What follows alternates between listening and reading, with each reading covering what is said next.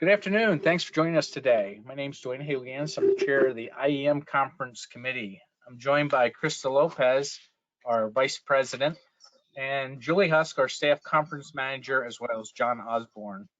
So if each of you would like to quick say hello, Krista, please. Hi, everyone. This is Krista Lopez. Julie. Hello, everyone. This is Julie. And John. Hello, everyone. This is John Osborne. All right. So during this webinar, we're going to cover the submission process. The conference committee has high expectations for submissions, and we're going to give you a quick tutorial of the online submission portal and how that works. Our goal today is to develop the best program for our conference, and we recognize in order to do that we need the best from our speakers for a successful conference. So when this is all completed, we will share the recording with everyone who registered. That's all of you, plus everybody else that could not be online with us today. And it'll also be posted on the IAEM conference website under the speakers page. We will welcome questions. So if you have any questions as we go through the slides, please feel free to send your questions to us via the question box that you see. So if you type your question into the question box, Julie will be monitoring that. At the end of the webinar, what she'll do is she'll have a list of any question that we did not answer during the course of the webinar, and then we're going to answer those questions for you. So at the end of this, if for some strange reason you have other questions, which always happen, please feel free to reach out to any one of us, and you'll have our contact information on the very last slide. And I see Peter has joined us, but it doesn't look like Peter has a microphone yet. So if Peter's microphone comes up, we'll have Peter introduce himself also. That's Peter Perez, another of our vice chairs. So also I want to make sure that you don't forget one really exciting and important piece of information. We're having our mid-year virtual conference on March 24th and 25th. You can sign up for that. Registration is open on the website. This year we have 2 complete days of presenters.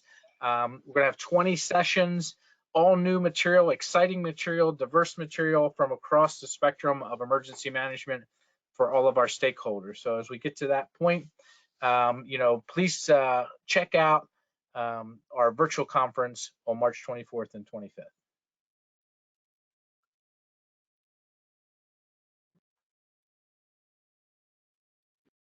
Peter, if you could, if your mic's working, introduce yourself to everybody and then take it from here.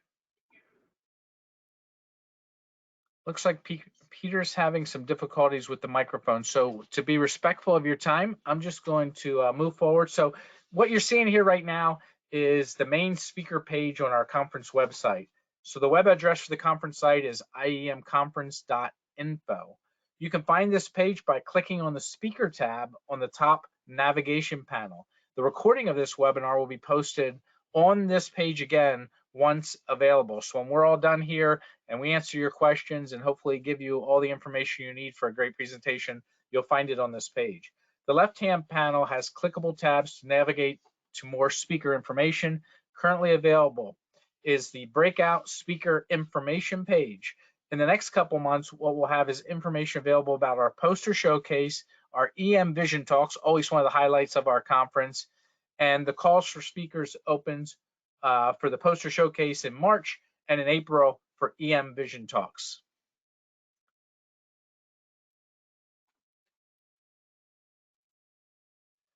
All right, so the Breakout Speaker information. On the Breakout Speaker information page, you will find the benefits and responsibilities of being a speaker at the IAEM Annual Conference. It covers topics such as registration, final slide document review, submission deadlines, and CEM credits. This is very important for all of those of you that want to be a presenter at our conference.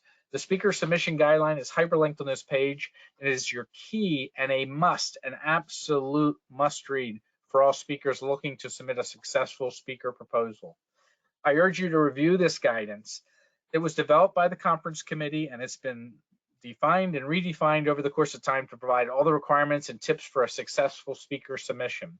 Many of the questions you may have can be answered by reading this guidance. And again, if you read the guidance and you have questions, please reach out to us afterwards. Included in the guidance are steps for navigating the online submission portal and a listing of all the required fields in the online submission form.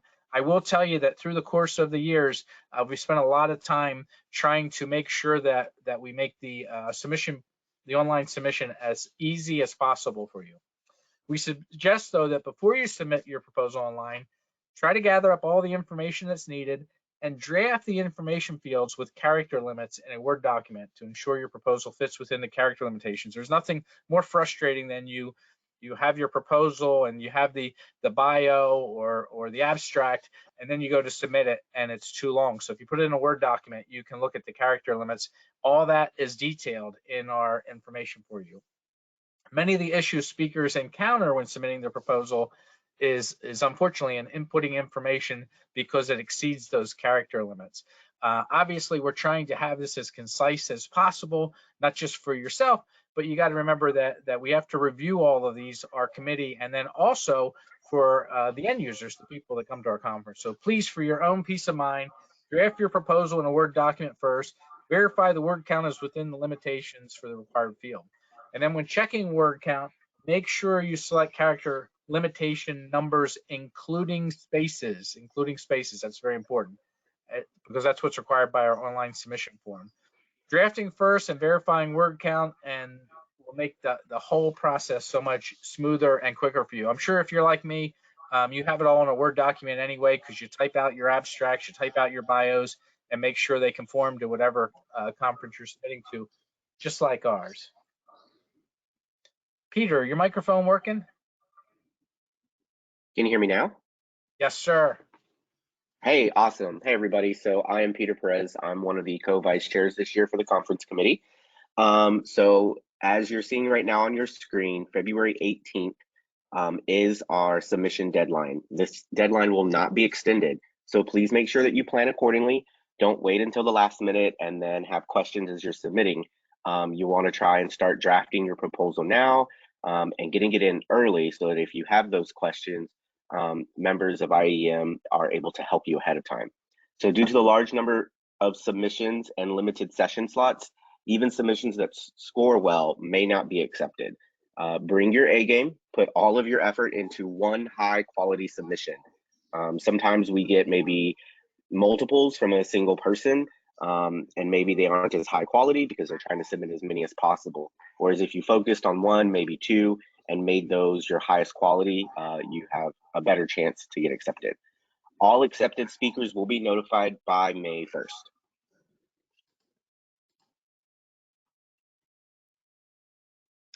So our sessions are not commercial oriented. So please note that our breakout sessions are 60 minutes with questions and answers held for the end. The questions will be towards the end of the session, though you can answer them obviously throughout. And the sessions will be held at the conference Monday through Wednesday, November's 14th, 15th, 16th of 2022. Anyone who wants to submit for a breakout must comply with our no logos feature. And that's why I started off by saying our sessions are non-commercial. We understand that your organization may not agree. However, we want to remind everyone that the IAEM annual conference is a platform for professional development and earnest learning, not for sales. All speakers will be assigned a speaker liaison, and that is a member of our conference committee. They will introduce you during your session. They will provide you some guidance. They'll meet up with you prior to the session beginning. They'll also be your timekeeper in case you need an alert as time is running out to make sure that you get to some of those questions. And they'll be using the introduction that you've provided in your program submission. So we do ask for a bio, we do ask for your abstract, but please also give us that abbreviated introduction that your speaker liaison can review with you. All right, so the conference committee, as you've been hearing, requires presentations that are specifically developed for the IAEM conference audience and for the current year's theme, which is Emergency Management Unmuted. Every year, the conference committee gets together and comes up with a theme for the next year. Obviously, unmuted was a take on what we've probably all experienced on online meetings where we've all been talking and been told to unmute, unmute, unmute. So that's where we came out with the theme this year. So each year we try to provide the latest information, best practices in education, training, and leadership specifically. We strive to have the very best conference with the very best speakers presenting the widest range of topics, which assist in educating everyone from the student to the new emergency manager, from the new leaders to the seasoned veterans. Whether an attendee is coming for their first conference or their 25th, we want to always provide the best possible experience. We want one that is new, engaging, and refreshing to attendees. So as I mentioned earlier, just like our virtual conference, our annual conference, it's always new, it's always fresh, it's always brand new content for our attendees. So we need to study the past, but we need to live in the present and be prepared for whatever the future hands us. And that's what we try to do with our conference and our speakers. So whether you're an emergency manager or an attendee in a related or collaborating profession, the session we offer covers the entire spectrum of what to do and we're expected to do every day. Some of the topic areas for your consideration are listed here, but please don't allow this to limit you.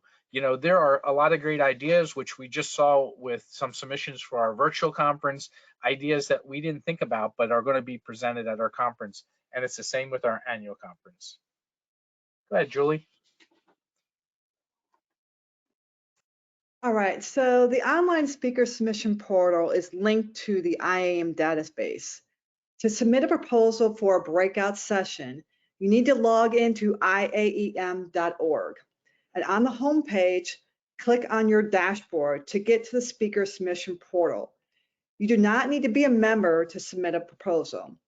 I'll be logging into the online portal later on in this webinar and walking you through step by step as to how to submit a proposal.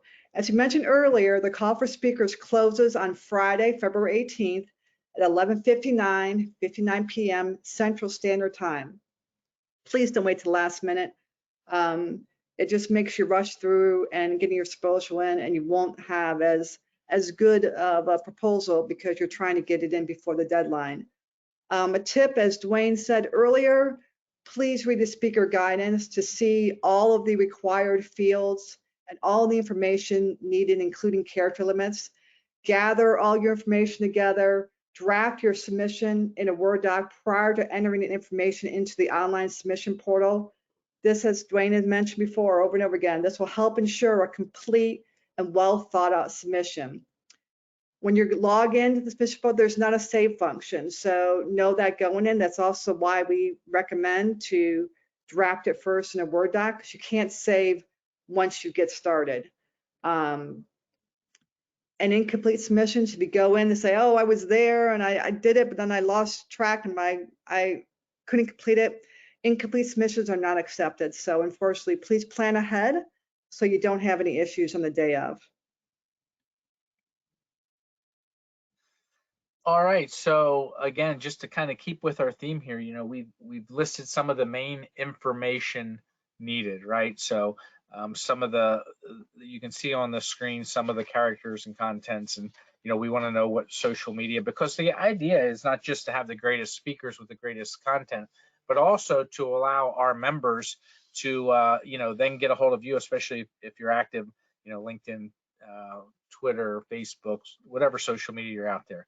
And again, understand the submission information. So again, please draft your proposal in a Word document and check the character limit. You might notice that we have said this over and over and over again. This is what we've learned through the years. This is to save you your time and save you some frustration. These are the things that we see that are so important, just like a good educational process. We're going to say it to you over and over again so that you understand how important it is. So the required fields and their character limits, again, are listed in the speaker submission guidance. You can also log into the speaker submission portal to view all the required information about submitting a proposal. Then when you're ready to go back and enter all the information. I know it works. I tested it this morning, so it's up and it's ready. So keep in mind, as Julie mentioned, there is no save function like a lot of things you probably have done in this world in which you have save. There is no save function with this. So everyone, we've provided guidance for you to use, and we also recognize that everyone's at a different skill set or a different comfort level with presenting. So we take that into account when we do the reviews. For those of you who have never spoken on the national stage, think about reaching out to one of us as you prepare your submission. The better your submission is, the better chance you have of getting it selected. The last two items, those concern those who are accepted. So as you consider putting together a proposal, know that if you're selected, a member of the conference committee will work with you to develop your session. This representative will also do a review of your slides to ensure that it meets our standards. If you get selected, we may ask you to focus on a variation of your proposal or to collaborate with someone else if it's a popular topic. We pride ourselves on the level of personal attention and respect that we give to all of our speakers in the end. And just as a personal note, I've had this. I've been a presenter. I've had the conference committee come back and say, hey, can you focus on this area, or could you, not talk about this as much, but maybe shift this direction? And that helps us reach our entire audience better. So Dwayne, I'll turn it back over to you. Sure, and as Krista said, the reality of it is we want the best possible conference, and we are open to all and any speakers. We want to emphasize that new speakers are welcome, and every speaker will receive support in developing their presentation. Go back, 13, 14 years ago, whatever it was, the very first time I spoke at an international conference was IAEM. I had never spoken at a conference of this size before. New speaker, first time, lots of help. So the speaker submission is chocked full, just loaded with helpful tips, covers all the requirements for a successful submission. But remember to double check your proposal for typos before you submit. We are a professional organization. We expect work product that is professional and a finished product. When we get into speaker selection, we spend a lot of time looking in detail at every one of these presentations. And so when we have a lot of high-end presentations, but one has a bunch of typos in it, it gives us pause as to whether we want to select them or not. So please take your time, see this for what it is. So keeping, in these lines about the selection process, our committee, again, has been very, very fortunate to have many, many great submissions every year. And we're looking for that best of the best. But we're also looking for as much diversity and content as possible to reach the largest audience. As I mentioned earlier about the virtual conference, we had a very difficult time choosing speakers, but what we were doing was making sure that we had content that covered not just the emergency management field, but all of our partners and stakeholders that are out there. So the goal of the conference committee is to make sure that all stakeholders that interact with emergency management can come and find educational and informative content at our conference. I think that the third bullet point there is what is so important. If you have a story and you need to tell it, we want to hear it. I've given a lot of presentations over the years, and I've discovered that when I'm at my best, so to speak, or when people tell me I'm at my best, is when I'm telling that story, right? That compelling, interesting, and even some point entertaining story. No one wants to be lectured. You can ask my students at the university, they'll tell you, nobody likes a good lecture, but everybody loves a good story. So if you have a story, you have the knowledge, you have the capability, make sure that we see it in your submission so that when we're reviewing them, that your submission moves forward.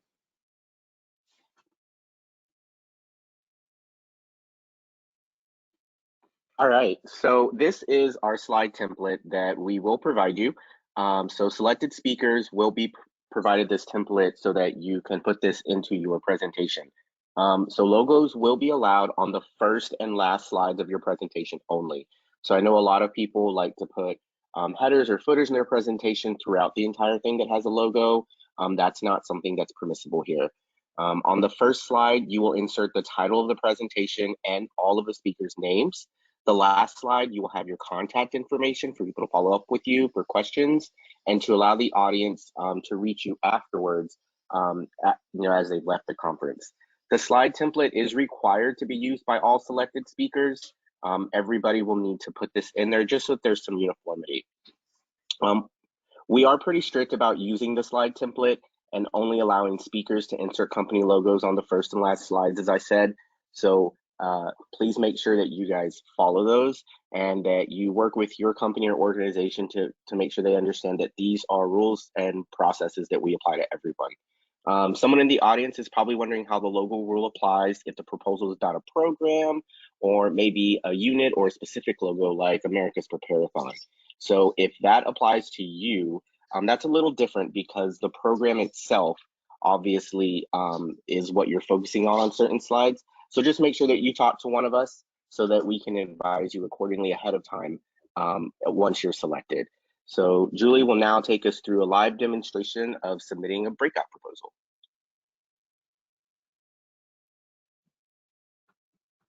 Hello, everyone. As I get to the appropriate screen, hang on here a minute. All right. Okay, so I want to just add one more thing on to this. As we've gone through a couple of years now, we haven't mentioned this on this one. The slides, we do not have to submit a slide deck with your proposal. We are only asking for abstract and the bio and all the other information. So the slide deck is only for selected speakers, as Peter said, just in case anybody is wondering that comment question. So this is my dashboard. You get to your own dashboard by logging into IAEM.org. The instructions, if you don't have an account, are in that speaker guidance that everyone has referenced here on this webinar, is on our website as well. When you get to your dashboard, you want to go down to here to speaker submissions and click on speaker submission. It then takes you this page. There's two ways to submit. You can submit a proposal on behalf of yourself, or you could submit a proposal on behalf of someone else, depending on what you're doing. I'm going to take you through as if I was doing it myself. All right, so this pulls you up to the speaker information first, all your personal data, where your job title, organization, your phone number, so forth. And also at the bottom down here gives you phone numbers, your email address. This is all that is in the IAEM.org database. So if you are already in there from, let's say, attending a past conference, you're a member, or you submitted a CEM or certification proposal or application, all that information automatically transfers over to here. If you're missing something that is starred in one of these required fields, it'll show you you need to complete that as well.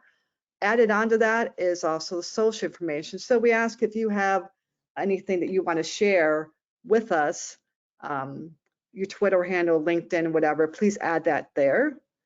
Next goes on to your bio. The bio is character limited. It tells you right here at the bottom of the bio field how many characters and including spaces you're allowed. It's also, as we mentioned before, in the speaker guidance. Once you're done with that, click next. It then takes you to the speaker information page, the submission page. So this one asks you for your interest areas. So there's several interest areas you could choose from. Basically, we're looking for the main one, the one that most resonates with your proposal. You may have more than one, that's okay. Just click the main one. If you don't see it here, we do have an other one to choose. Next would be your presentation tile. Again, the character limits are listed underneath all these boxes. And then you go your abstract. You'll see here the box is kind of small. If you want to make it bigger, you'll see these diagonal lines here. Just kind of drag it, and you can make that as big as you want, or back again as small as you want. Again, character limits are all in there. So this is telling you every single field that is required in our submission portal. If you want to go ahead, as Dwayne had mentioned earlier, take a look at this without submitting anything, you can look at every single page that is required and all the information without actually submitting a proposal. So if you want to take a look at the online submission form and see it, it's also all listed in the speaker guidance. Every single field that we are asking for. All the field character limits are in the guidance, but you can also look at it online if you feel more comfortable to know what you're going to get into when you actually do submit your proposal. You can do that as well. So this again is all your submission information. The last thing down here is a video link. It's optional.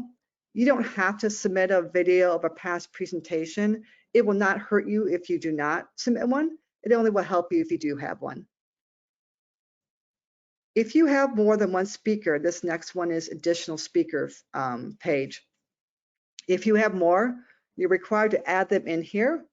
We don't want a speaker submitting just one speaker, and then once they are accepted, say, oh, well, I have 2 or 3 or 4 other speakers. We want them all in initially. So when you're gathering your information for your proposal, make sure you gather as well for all your additional speakers. And again, all the fields that are needed and required are in that speaker guidance. So I'm going to show you how to do that. If you click on add additional speaker here, it pulls up some fields that you need. You can, if the speaker that is your co-presenter is in the IAEM.org database, you can search them by putting their name. I'm going to do a test here. I put it by last name. You can do by email or organization. So this pulls up one of my co-workers, Michelle, you may know her, and it has all the fields that she has in our IAEM.org database. Some of these fields may be blank for the person you've selected. You will need then to input the information that is missing, all these required fields. Another way to do this, if you have an additional speaker, you can click here, add another one. If they're not in the database, you can't find them, you can add somebody new by clicking on this plus sign. This will add a new person to our database and also add a new speaker to your proposal. So you can do it one of 2 ways. So once you're done with adding all of your speakers, if you had any, if you didn't, don't worry about it. Go to next.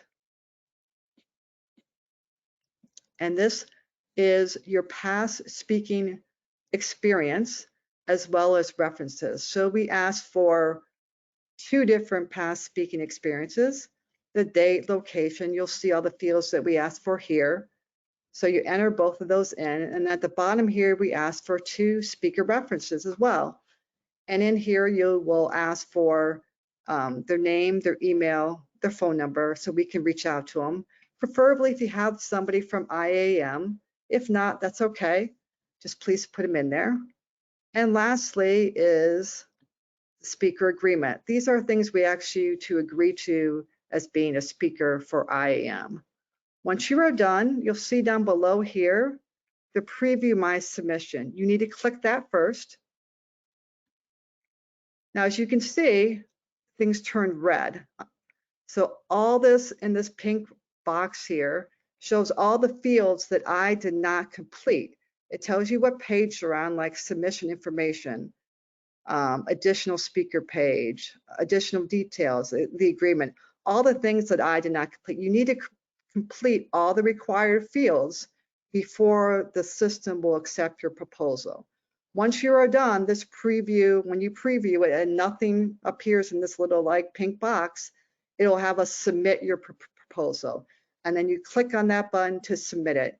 You will receive a page that says your submission is accepted, and then you also get a confirmation email. And as Julie's getting us back to the slide deck, I'll tell you that, again, we know it works.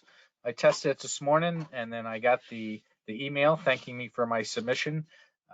I don't think I'm going to get picked because I think my submission was pretty poor. But having said that, while we're getting back to the slides and you're thinking of your questions, again, please put them in the question box. I want to re-emphasize something that Peter spoke about earlier. I think it was Peter, might have been Krista. You do not increase your chances for getting picked by doing multiple submissions. You know, I mean, I'm not saying if you have really good submissions and something really good, you can submit more than one. But sometimes we see people submitting 4, 5, 6, and I think they figure, well, if they submit a whole bunch, it increases their odds of getting picked, and it really doesn't work that way. We have a very detailed process that we go through with everybody on the conference committee, which is probably 40 some odd members. I don't know the exact number. And then we narrow it down and narrow it down. And we only have, as mentioned, limited amounts of speaker sessions at the conference. So we really want to make sure that we're covering as wide a net as possible of different topics. And we want to get the best possible speakers. And that very well may be you. And again, don't worry if you've never spoken at an international conference. You know, please submit if you have something that you really want to share with us, and we go to great lengths to help get the best possible speakers and the best possible presentation. So we'd like to address any questions you have. Again, please feel free to reach out to all of us, and if you do reach out to myself or Krista or Peter, please also CC Jolie. We like to keep her in on all the conversations, because a lot of times, especially with technical stuff, she'll know the answer to. And again, this webinar is being recorded, and you'll get the webinar to listen to that, because I'm sure you'll want to, after hearing me speak so much, listen to this multiple times. Julie, do we have any questions in the question box?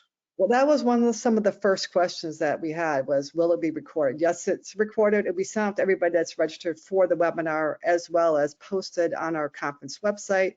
You'll probably see it an e-blast that go out about the call for speakers as well. So it'll be out there.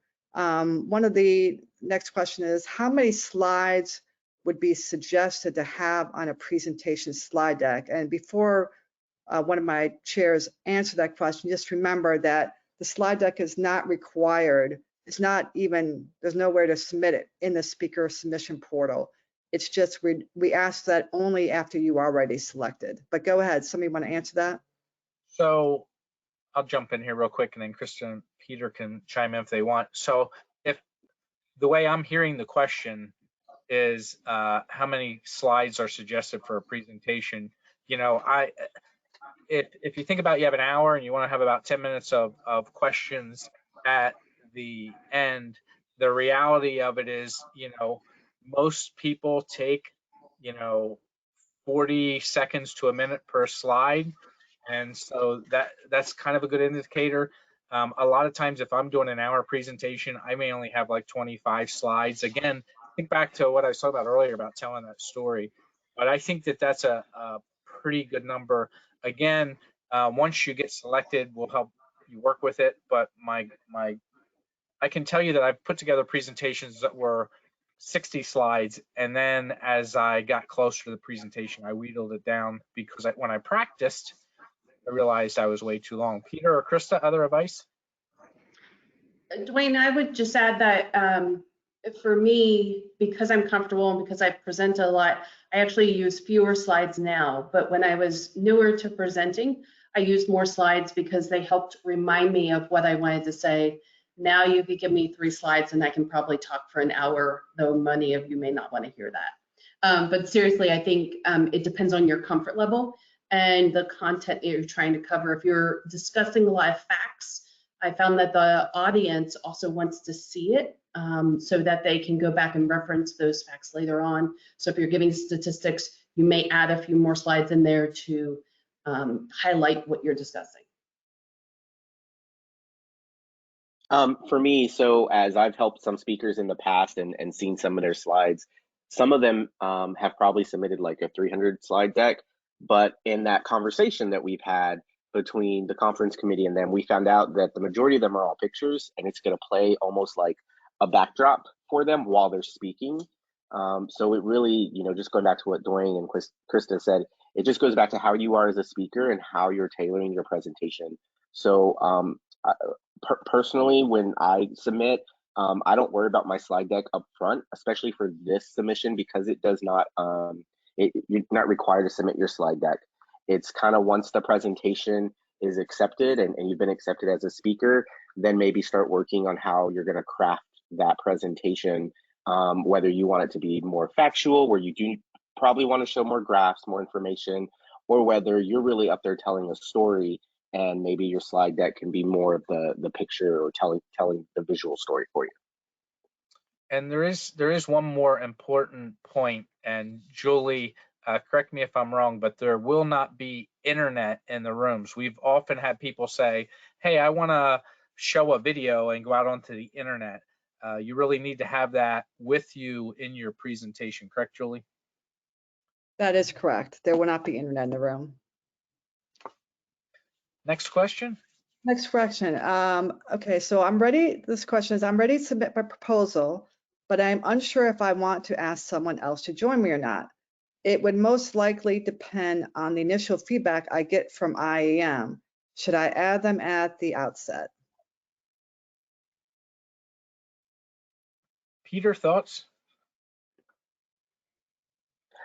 Yeah, if you are that ready to submit a proposal, I think it would be best to go ahead and reach out to us as the co-chairs and the chair now and Julie, and we could maybe give you some of that initial feedback now just to help you, figure out if you want to ask that other colleague of yours to be a co-presenter or not. That would be probably the best route I would go. And it is important to recognize that we've had a long-standing policy that if you work for ABC company and you submit and we accept it and something happens and you cannot present, we do not switch out speakers. You can't have another coworker come in and give your presentation, because really it's all one piece of the puzzle, if that makes sense. Next question. Do the rules allow for the inclusion of videos as part of the PowerPoint presentation? We've often had people with videos. It's just, you just have to recognize that you won't have internet. So it would have to be embedded.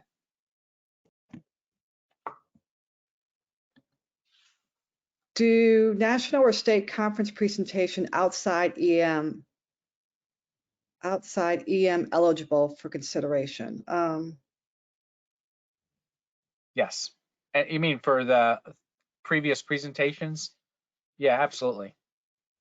I'm assuming that's what they mean. Let's see. Would a 4-hour training course be okay for past presentation? Krista, Peter, thoughts? So we're just looking for example, I was going to say, we're just looking for examples of presentations you've done in the past. If it's content you've created and presented on, that's what we're looking for. So if that's an example you're sharing with us and it was a 4-hour training, then I would say yes. Peter, any thoughts to that too? And in the past, we have had people who have an actual training they want to put on at IAEM. I would, if that is you and that kind of pertains more to this question, I would speak directly to Julie, just send her an email and she can kind of see and work with everybody and see if that's appropriate or not and how we could fit that in. Remember that these presentations are time limited. So remember, you have about an hour, and then when you factor in questions and everything else, you're probably looking at 45 to 50 minutes. So if you're trying to do an entire 4-hour training in that time frame, that's probably not going to be feasible. Next question. The additional speaker gets to speak to or can be there as support? I'm not sure I understand the question. I don't know. That's what it says. The additional speaker gets to speak to or can be there as support. All right. Yeah. I mean, we've had sessions where we've had 2, 3, and even 4 people, actually probably 5 people on a panel speaking. Yeah, you can have co-presenters for sure. Depending on what you're talking about, yeah, you don't want to obviously have too many people because you have that limited amount of time. I'll give you an example. This past year in Grand Rapids, we had a panel of 3 people speaking, and one was kind of the moderator, and the other 2 were answering questions, and that went real well. If you think about a 60-minute presentation and you had 3 or 4 people all that wanted to have a substantial speaking role, you know, each person is going to have like 10-ish minutes. Not saying it couldn't happen, but it certainly would be more challenging. Okay, right now we have one more question. Can you include a presentation you wrote for someone else as experience? Peter, I'm going to drop back to you again. I think in that experience column, what we're looking for are presentations you've given. So where you've actually been in front of the audience giving that presentation. So I think it's important to remember and think about, because I know we have volunteer groups and things of that sort that also come to the IAEM conference, because we try to be all inclusive. And so think about it, even, you know, some sort of smaller presentation. It does not have to be a room of, you know, 100 people. I think we normally look for audiences of 20 or more. So a lot of smaller communities, when you're putting on a workshop or a presentation, those things may qualify. But you want to make sure that the experience you're submitting is something that you stood in front of people and delivered. And along those same lines, remember that in the last, you know, 18, 19, 20 months, that presentation could have been virtual. You know, we've had obviously 2 virtual conferences out of our last 3, and we're having a virtual conference coming up. So even a virtual conference, to Peter, as Peter mentioned, we want to make sure that you've given presentations, that this is not the first time you've ever stood up in front of any audience and given a presentation. So we have one question that's floated in, or a couple more questions that have floated in here. Sure. Does the presentation experience support towards CEM? I'm not quite sure I understand that, but maybe one of you guys do. So if you give a presentation at the conference, do you get CEM credit? And that would be a yes. That is true. Can we present out of experience and not with an organization? Yes. So I'm assuming what that means is, if you're not part of an organization, as an individual, can you give a presentation? Absolutely. You know, individuals all the time put forward submissions to speak at the conference. And Dwayne, can I add, you know, if you're part of a private sector partner and, you know, you don't want to run into that conflict of over advertising for your firm or something like that in your session, but you are an expert in a particular content area, you can present as yourself. You don't have to represent your particular agency, if that's what that question was also asking. And that is it for questions. All right. Can city council or elected presentations count if someone gave an hour-long presentation to elected officials that was public over COVID response? Can that count? I mean, theoretically, that question's in the chat, by the way, if you don't see it. You know, it is a presentation. Our goal is to have people that have, you know, presented from the standpoint of, you know, you put together some type of presentation. Obviously, if you put some type of presentation to guide city council on COVID or COVID related matters, you know, and that's what you have, I would put that in there. Anything else, Jill? Dwayne, I was just going to add to some of the questions about experience in presenting. If you're concerned about your experience in presenting, maybe this is your first large-scale presentation, or maybe one of your only presentations, reach out to someone you find as a mentor who might know the same topic you want to present on, and see if they'll co-present with you. You know, give yourself a lift by co-presenting with someone who has experience in that area. They can then also help coach you, but it brings that clout of having that experience within the group of presenting. Yeah, I mean, we want you to submit. We want to have the most choices possible to get the greatest speakers, of which you are, possible for the greatest conference. And so, you know, if you're really struggling with some of this stuff, again, just reach out to us. You'll have our emails right now as the next slide. See how that worked? Almost, boy, that was almost close timing, but there you go. You can reach out to us. Make sure that if you do reach out to us, so that you also, as I mentioned, CC Julie, because a lot of times some of the technical questions and whatnot, she's the expert for that. So you have our contact information here. If you wish, again, to brainstorm or have a review session, or just want to, you know, you think of something after we get offline here, reach out to us. We like to get to know all of our speakers, you know, before the conference, so we can help them, because again, we want you to succeed as speakers. So we want to provide you as much assistance and personal attention as we can.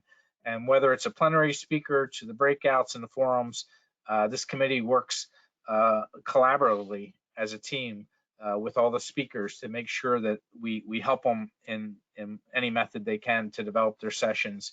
So please don't hesitate to reach out to us. We're here to help you. We're more than happy to help you.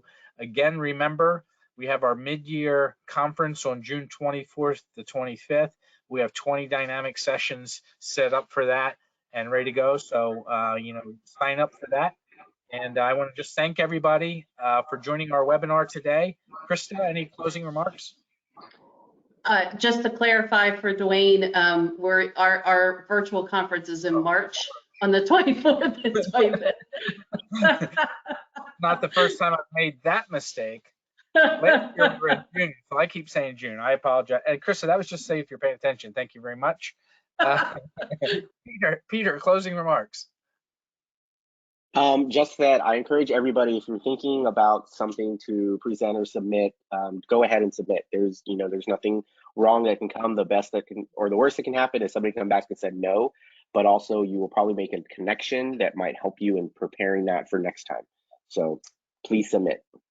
Yeah, there are no bad ideas, right? There's just, you know, you may have that great idea that nobody else and none of us have thought about, and that's what we want to see. We want to make sure that it's always new and fresh every time we have a conference. So we appreciate all that you've done. Julie, closing comments?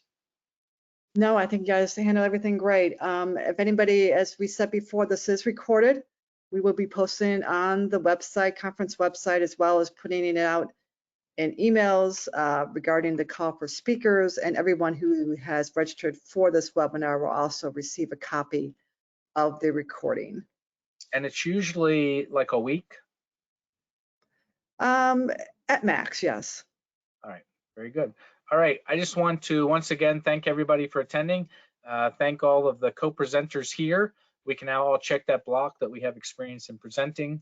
And we look forward to seeing your presentations and seeing all of you in Savannah and seeing you in March at our virtual conference. Thanks, everybody. Have a great day.